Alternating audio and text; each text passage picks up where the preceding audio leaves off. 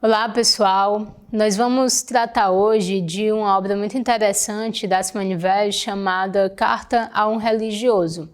Como nós falamos anteriormente, toda a obra da Simone Weil é póstuma e se trata de suas anotações, de suas reflexões, suas ponderações, seus ensaios.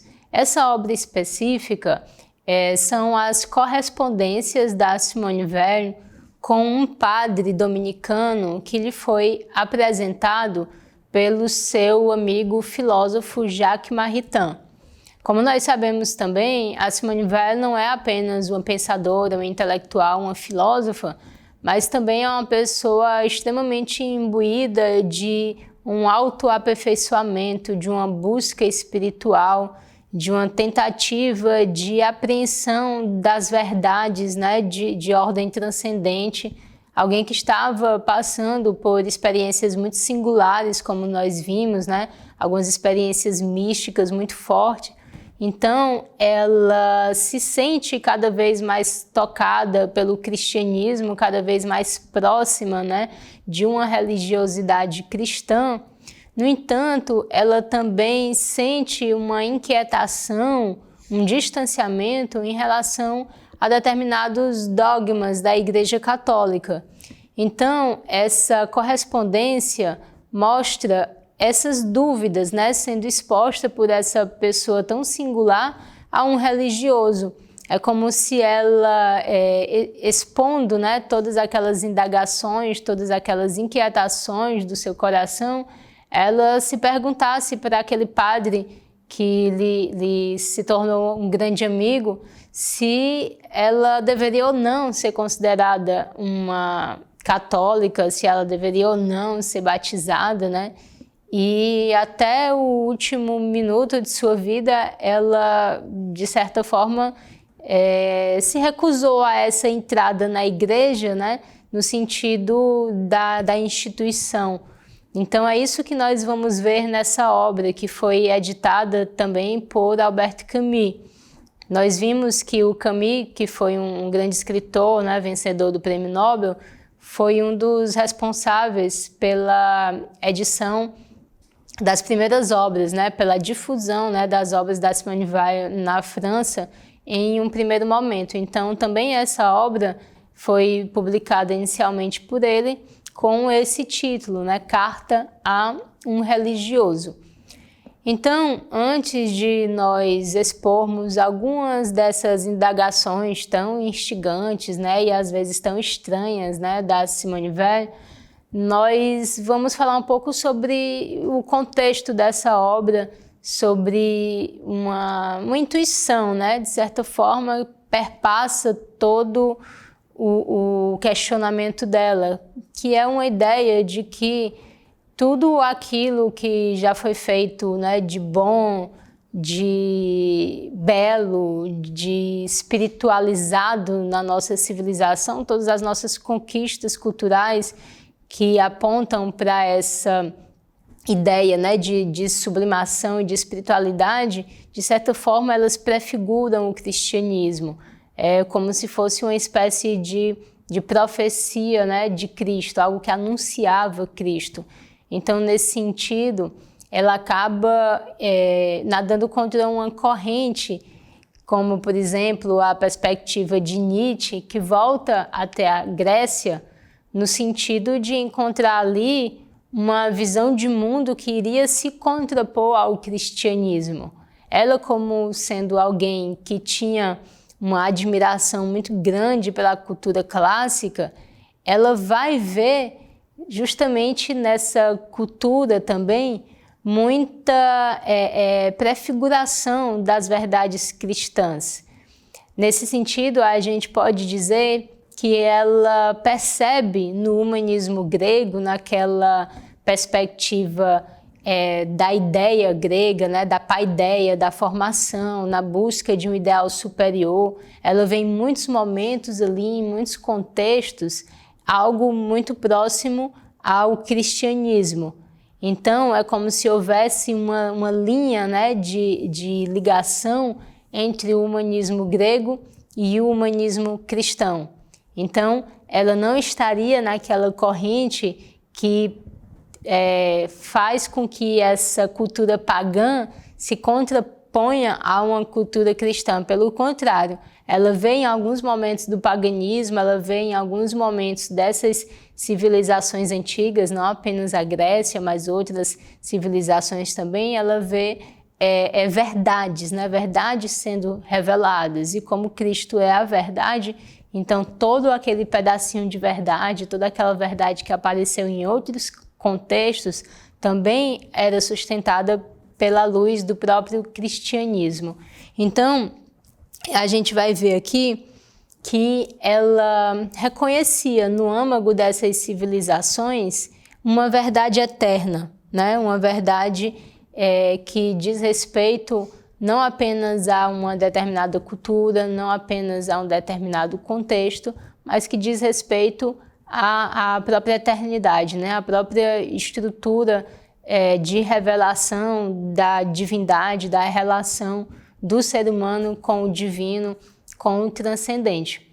Então, quais são essas dúvidas, essas indagações, né, que a Simone Weil vai apresentar para esse padre dominicano, né, que, de certa forma, tentou conversar com ela, dialogar com ela sobre essas inquietações.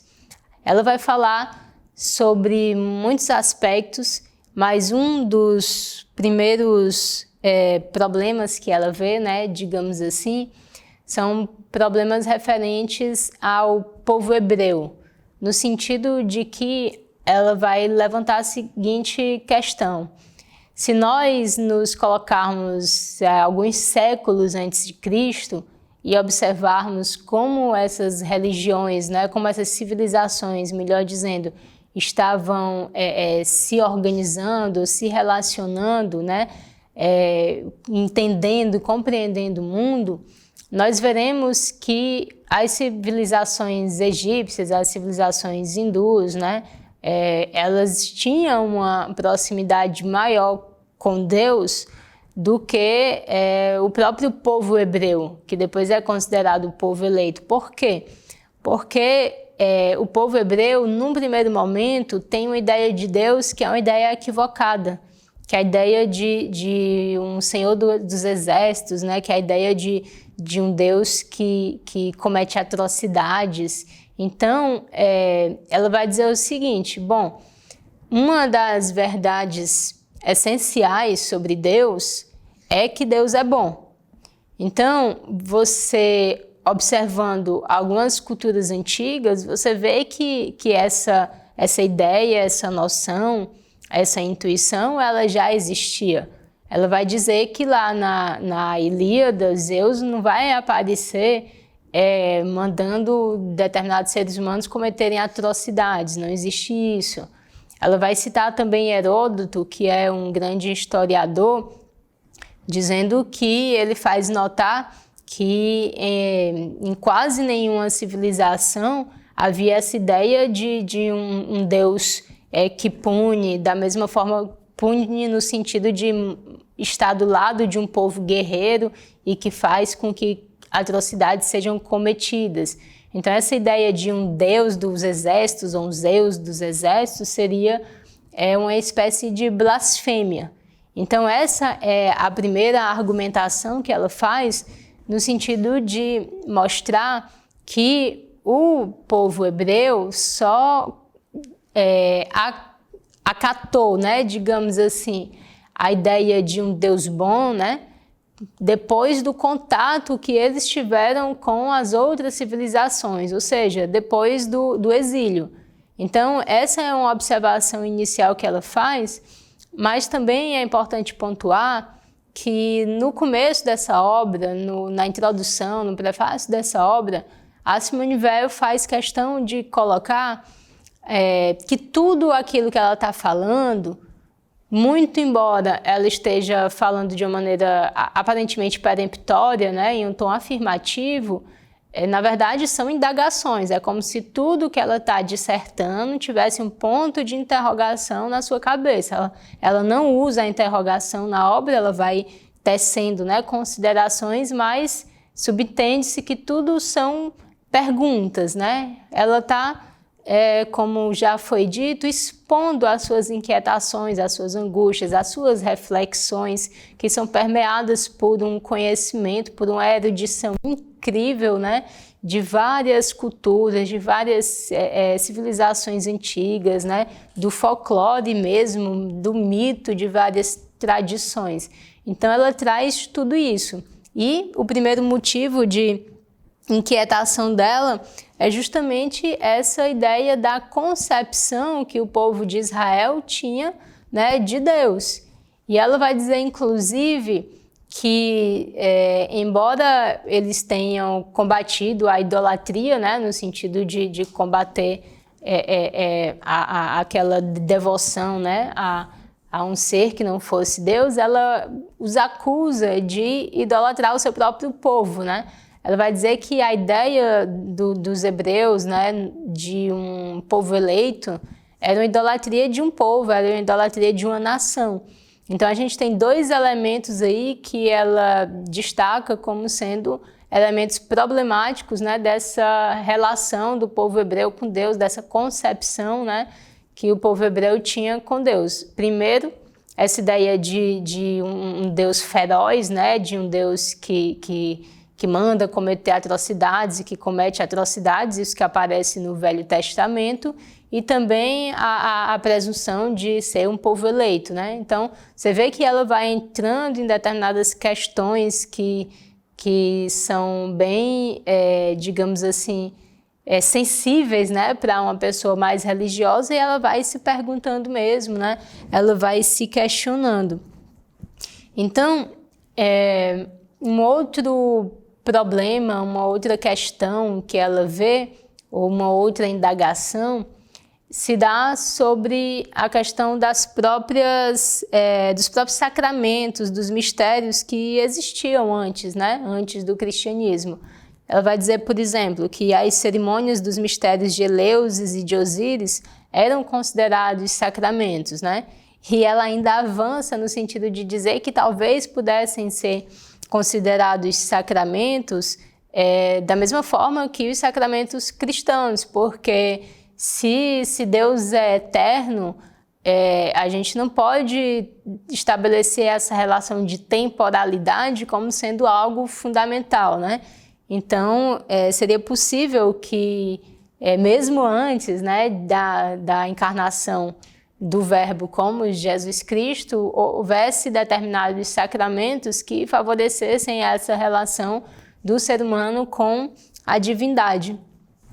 E um outro aspecto, então, que ela coloca, e a gente vai vendo que todos esses aspectos eles estão muito interligados, é a questão das escrituras sagradas, das verdades que foram reveladas também em outras tradições.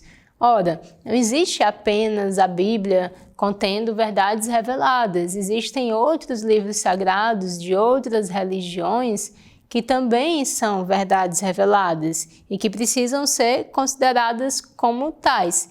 Então, mais uma vez, ela está dizendo que os escritos judaico-cristãos, eles contêm ali, obviamente, a verdade da religião a qual ela, inclusive, está cada vez mais afeiçoada, mas que nem por isso é o único livro religioso que contém determinadas verdades, determinadas revelações.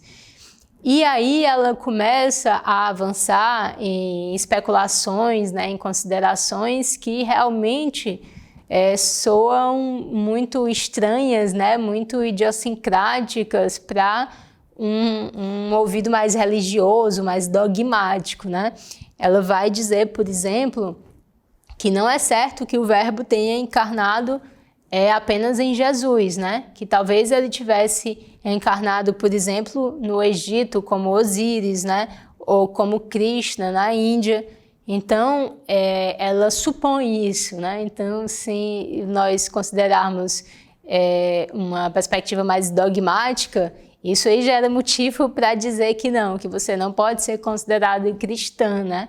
Mas com que autoridade alguém pode dizer que ela não pode ser considerada cristã, como ela quando ela testemunhava, não apenas verbalmente, mas na própria vivência dela, ela dava o testemunho do seu amor absoluto por Jesus Cristo. Então, a vida dela mesma acaba sendo um questionamento em relação à igreja.